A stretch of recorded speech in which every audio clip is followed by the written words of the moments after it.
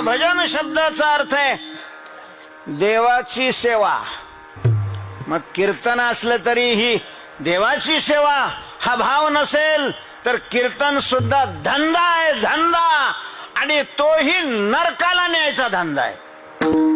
शेती करणारा नरकाला जात नाही, व्यापार करणारा नरकाला जात नाही, नोकरी करणारा नरकाला जात नाही, खडी फोडणारा नरकाला जात नाही. पण धंदा म्हणून कीर्तन करत असेल तर नरकाला जातो असं तुकाराम महाराज म्हणतात. हा, मी नाही म्हणत.